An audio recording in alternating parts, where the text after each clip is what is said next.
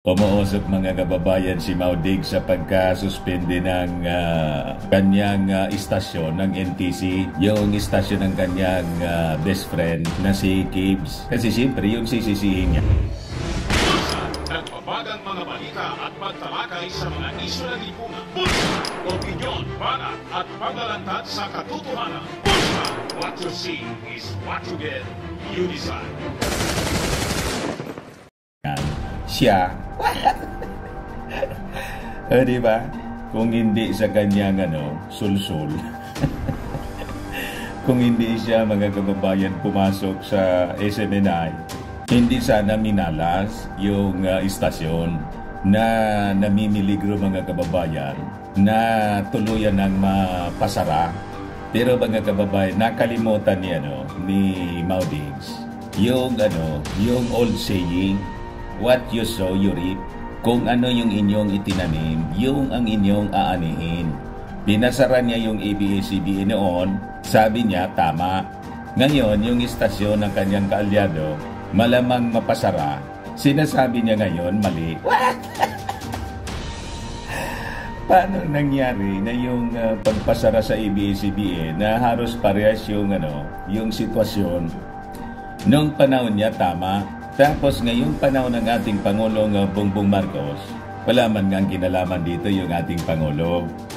Kundi yung Congress po, nakita yung mga violations.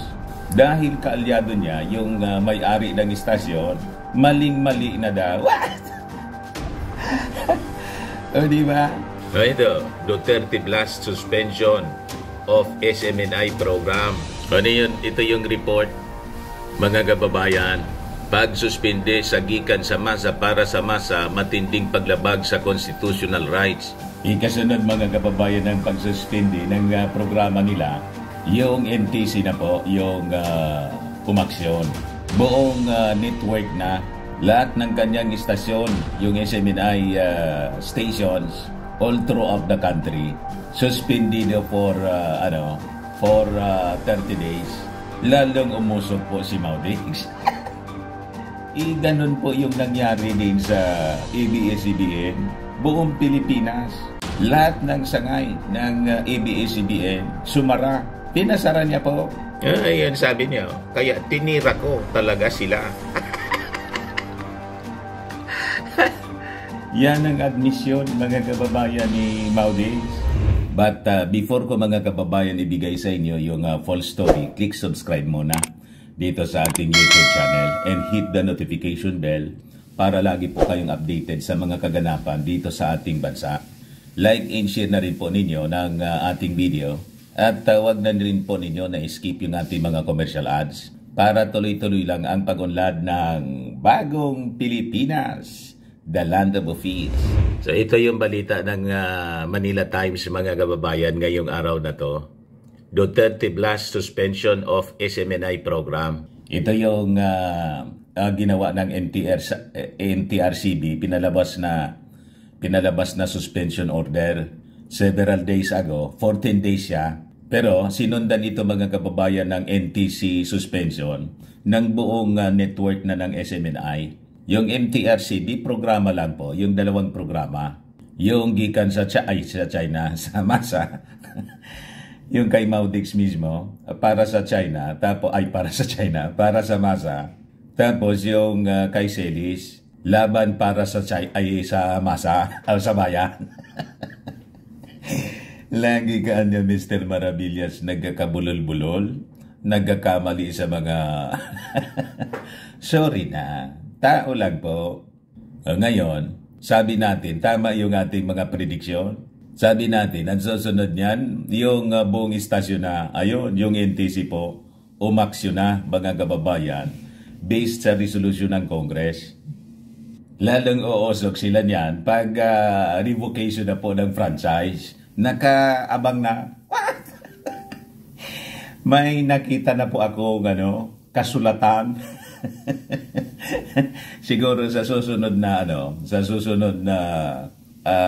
episode ng ating programa, basahin ko po sa inyo yung kasulatan Meantime, dito muna tayo sa pag-usap po ni Mau Diggs. Sabi dito sa balita ng Manila Times, former President Duterte said the Movie Television Review and Classification Board or MTRCB violated his constitutional rights when it suspended his program aired on SMNI. One, you have to be in gross violation of my constitutional right to free expression, sabi po ni Digong. Second, anya, of course, is the outfit I'm using as a platform for violation for press freedom. In my view, the suspension of your right to exercise this freedom cannot be subject to preliminary or permanent status. That should not be allowed. The right to free expression is absolute to me. That is how I understood it. So to me, to that extent or to the full time you are not allowed to talk, it is a derogation of your right, of your constitutional right to free speech and free expression. So nagagalit po kayo kasi na-violate po yung inyong constitutional right to free expression at pati yung istasyon. Pero nang isara ninyo yung ABS-CBN, hindi lang violation ng iisang tao, yung violate ninyo yung freedom of expression. Lahat ng mga on-air personnel doon, mga newscasters, reporters. So sa inyo, mahalaga lang yung sa inyong sariling freedom of expression. Pag ibang tao yung involved, okay lang sa inyo. Di ba? Yun ang masama po sa inyo. Di ba may kasabihan tayo? Do not do unto others what you do not want others do unto you. Kaya tingnan mo po ang nangyari sa inyo. Yung ginawa ninyo noong panahon ng inyong administrasyon, yun ang nangyayari sa inyo ngayon. Di ba? Ang tawag ng maraming tao niyan, karma. Pakinggan natin yung report ng DCER, mga kababayan. Audio lang yung iparinig ko sa inyo. Tungkol dito sa pahayag po ni Mau Diggs. Itong DCER, ito po yung radyo ng SMNI. Ayan po siya. Pagsuspindi sa gikan sa masa para sa masa, matinding paglabag sa constitutional rights. So, siya lang yung may karapatan at may na dapat ay hindi nilalabag yung kanyang constitutional rights. Pero okay lang sa kanya na labagin yung constitutional rights ng mga mamamayang Pilipino, ng ibang mga tao tulad ng mga personnel ng ng ABS-CBN. Kaya wala kayong makumbinsi kundi yung mga siyempre, mga minions ninyo. Ito po yung report. Pakinggan po ninyo, mga kababayan. Pagsuspinde sa programang Gikan sa Masa para sa Masa, matinding paglabag sa constitutional rights ay kay dating Pangulong Rodrigo Duterte. Naritong balita ni Cristel Austria. Matinding paglabag sa constitutional rights. Ito ang sinabi ni former President Rodrigo Duterte hinggil sa pagsuspende sa kanyang programang Gikan sa Masa para sa Masa sa SMNI.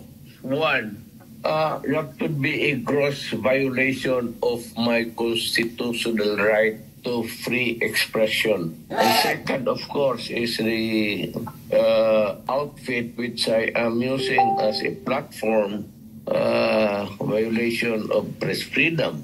Magdadalawa yan. Kasi using a medium there, which is a SMNI. So, yun ang akin. Those constitutional rights are sacred. Sagrado daw sa kanya. Mabigat yan. Pero sa ibang tao, hindi sagrado. Ani dating Pangulong Duterte, para sa kanya ay sagrado ang konstitusyon, kaya naman mabigat na paglabag sa nagawang hakbang ng MTRCB. In my so ganyan yung mga reasoning niya, mga kababayan. Suppression to express suppression daw. Right to exercise this freedom. It cannot be the subject of a preliminary or a permanent status. Hindi nga pwede yan. The right to free expression is absolute. To me, pag-istasyon kung saan siya lumalabas, hindi daw pwede. Pero pwede sa ABS-CBN. a temporary preventive suspension is by itself already a censorship. Hindi ka makasalita, you're censored. So, sina Ted Filon, Karen Davila, Noli Di Castro, okay lang sa kanila na i-censor yung kanilang mga programa in all the network all throughout the country. Ayos lang sila. Pero sa kanya, kasi dati siyang Pangulo, hindi pwede, hindi maaari. To me, to that extent, or to the full time that you are not allowed to talk, it is a derogation of your right, of your constitutional right to free speech. So sa kanya, derogation ng constitutional rights, free speech, free expression. Yan ang sinasabi natin mga kababayan. Sinong makukumbinsi ninyo ng gawain ninyo kung para sa ibang tao, tama. Pero pag nasa sa inyo ng sarili, sa mga barkada na ninyo nangyayari, mali na. Doon pa lang mga kababayan sa mga pananalita niya sa programa, pananakot po. That is a no-no sa broadcast. Doon pa lang po, foul na. Pero, anya Mr. Maravillas, di ba nag-deny si Maudigs na hindi man daw siya nanakot na ipapaganon niya si Franz Castro? O ito po, na-coach siya po dito eh. Ito yung kanyang denial from Impact Leadership, sabi niya. I made no actual threat whatsoever to complainant Castro. Former President Rodrigo Duterte denies making death threat against those House Deputy Minority Leader in ACCA Teachers Party List, Franz Castro. Ito yung sinabi niya. Quoted siya. Sabi niya rito, yung statement ko, yung komunista, yung patayin, kasali ka. Di ba? Sabi niya rito, it bears emphasizing that none of the requisite elements of the crime charge are present, considering that I made no actual threat daw whatsoever to complainant Castro. Ulitin natin yung sinabi niya. Ang sabi niya, yung statement ko, yung komunista, yung patayin, kasali ka. Napakalinaw. Kasali si Franz Castro sa tinatakot niya. Pero yung kanyang bagong propagandista, si Malo Tequila, Tikiya, todo depensa po kay kay Maudigs, saka pati si Inday sa mga mga sablay na mga ginagawa ni Inday. Ngayon, pakita ko sa inyo, pabasa ko sa inyo yung post ni Malo Tikiya pala.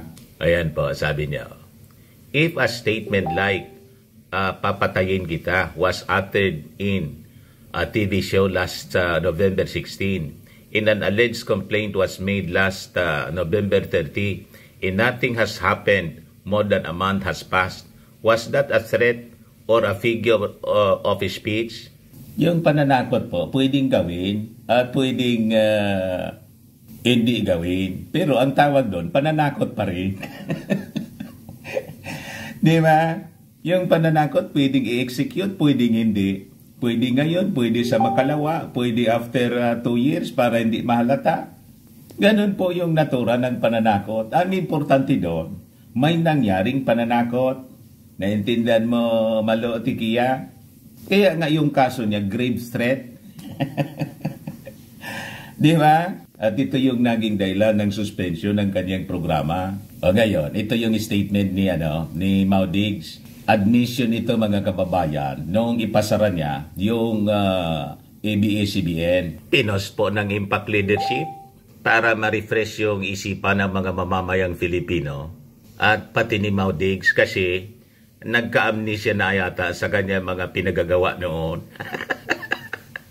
Sabi dyan, Duterte versus Duterte. In 2022, former President Rodrigo Duterte admitted that he used his presidential powers against ABS-CBN, resulting to the shutdown of the franchise. Ayan po. Noong December 21, 2023, sabi niya, a temporary sabi dito, a temporary preventive suspension is by itself already censorship. You cannot speak. You are censored. So, to me, to that extent, or to the full time that you are not allowed to talk, it is a derogation of your right, of your constitutional right to free speech and free expression. Yun ang sabi niya, December 21, 2023, in relation po dito sa suspension order ng kanyang programa na pinalabas ng MTRCB. Pero, mga kababayan, noong June 27, 2022, on ABS-CBN, sa kaso ng ABS-CBN po, ito yung sinabi niya, I use the presidential powers to tell Congress that you are dealing with scoundrels, and if you continue to kowtow with them, kawawa ang Pilipino, kaya tinira ko talaga sila. You see, by his own admission, mga kababayan, tinira niya talaga. So, okay sa iyo pag ikaw ang tumitira. Pero pag kayo na yung tinira, biniltahan na kayo, hindi okay, maling-mali. Isa na siyang censorship tulad ng sinabi po ninyo noong December 21, 2023 sa issue ng SMNI. Censorship na siya. It is now a derogation of your right, of your constitutional right to free speech and free expression. Paano maniwala sa inyo niyan yung mga mamamayang Pilipino na iba yung sinasabi ninyo pag kayo yung nagbabiolate ng constitutional rights at nagagalit kayo pag kayo ngayon yung nasensor. Di ba? Pag kayo na yung dinidisiplina ng ating gobyerno, galit na kayo at sabi ninyo, mali. Pag kayo pala yung gumawa ng mali, tama. May ganon. Bakit yan, Mr. Maravillas, yung pagpasaraba sa ABS-CBN, mali? Tama po yun kasi may violation. Ako po consistent. Sinupport ko po yun. May violations talaga. O di okay yung pagpasara niya. In the same manner, ngayon po, may violations yung SMNI. Kaya tama lang na ipasara. Di ba? Dapat consistent tayo sa ating mga pananaw, sa ating mga tinitindigan na mali or tama. Hindi po pwede na kasi kayo yung apektado, mali. Dapat po, no one is above the law. Pag may violation, kahit kaalyado, ipunish natin. Napakalinaw po na napakaraming violation. Nandun po ako sa committee hearing. Na-invite po tayo ng Committee on Justice to cover the hearing para hindi makapagsinungaling po yung mga nasa mainstream. Di ba? Ayan man lang po mga kababayan. Ako po si Dante Maravillas. Bye-bye po. God bless. Kalang mga kababayan, gusto ninyo itong itry, Firmax Firming and Lifting Cream. Pinapahid po sa mga pulses and affected area. Mainam po sa paninigas ng mga kaso-kasuan. Ito naman po, Automax Radiant Serum. Anti-aging po siya. Sa mukha naman yung application. You will look 10 years younger than your age. Sa mga cancer patients naman po, i-try po ninyo ito. Hindi man po siya gamot, food supplement siya. Kailang gagawa siya mga kababayan sa goji berry. Yung goji berry may anti-cancer properties. Ayos. Yung mga inquiries po ninyo, dumiretso na lang kayo sa aming messenger sa Facebook para masagot namin agad. Ako po si Dante Maravillas. Bye-bye. God bless. Sa mga naghahanap pala ng malinis and spacious fitness gym, punta lang po kayo sa aming Colossal Fitness Gym. We also offer Grab Car Rental with our brand new 2023 model ng Toyota Innova. We also accept booking for those who are planning to travel via PAL, Cebu Pacific, and other airline companies, local and international, and bills payment for Meralco bills, PLDT, etc. Ang Colossal Fitness Gym is located at 3rd floor, Security Bank Building, Landco Business Park, Legazpi City, Albay. For inquiries, look for Jilon Maravillas. Contact number 0966-802-0949.